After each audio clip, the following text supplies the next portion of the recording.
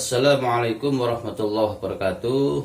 Pada pertemuan sebelumnya kita telah membahas reproduksi aseksual pada angiosperma atau reproduksi vegetatif pada tumbuhan berbiji tertutup. Nah, pada kali ini kita akan membahas reproduksi seksual pada angiosperma dan gimnosperma. Mari kita ikuti kegiatan berikut. Reproduksi seksual pada tumbuhan diawali oleh peristiwa pencerbukan, yaitu jatuhnya serbuk sari pada putik. Inti sel di dalam buluh serbuk sari akan membelah menjadi dua inti sel generatif berkembang menjadi dua inti sel sperma, dan satu inti vegetatif berperan menjadi penuntun gerak bagi bakal biji. Untuk lebih jelasnya, perhatikan gambar berikut. Berdasarkan gambar, terdapat dua inti sel sperma, yaitu inti sel generatif dan inti sel vegetatif. Inti generatif 1 akan membuat sel telur membentuk sigot, sedangkan inti sel generatif kedua akan membuai inti kandung lembaga sekunder akan membentuk endosperma. Sedangkan inti sel vegetatif berfungsi sebagai penunjuk jalan sampai di kantong embrio. Inilah mekanisme pembuahan ganda, di mana terjadi dua kali pembuahan, yaitu membuai sel telur dan membuai kandung lembaga sekunder.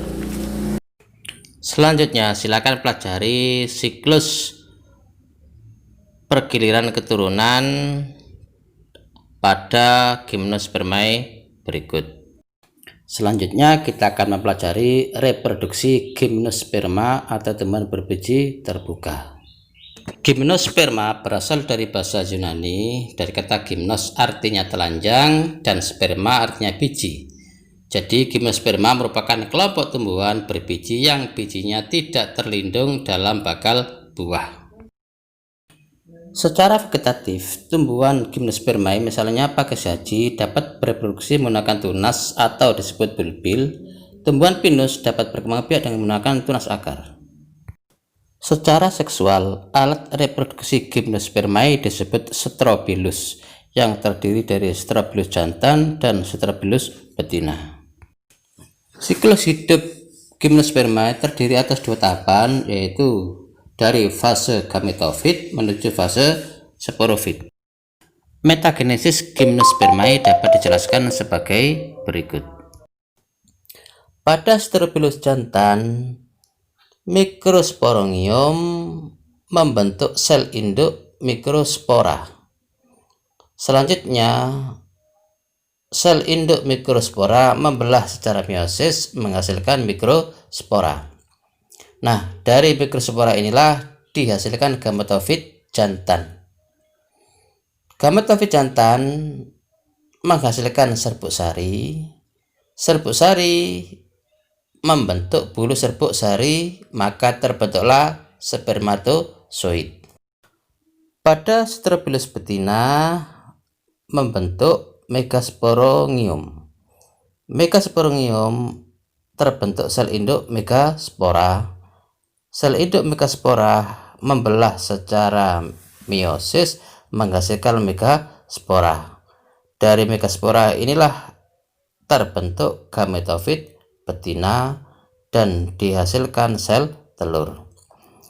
Jika spermatozoid bertemu sel telur, maka terjadilah pembuahan dan menghasilkan sigot, tumbuh menjadi embrio, dan selanjutnya menjadi biji.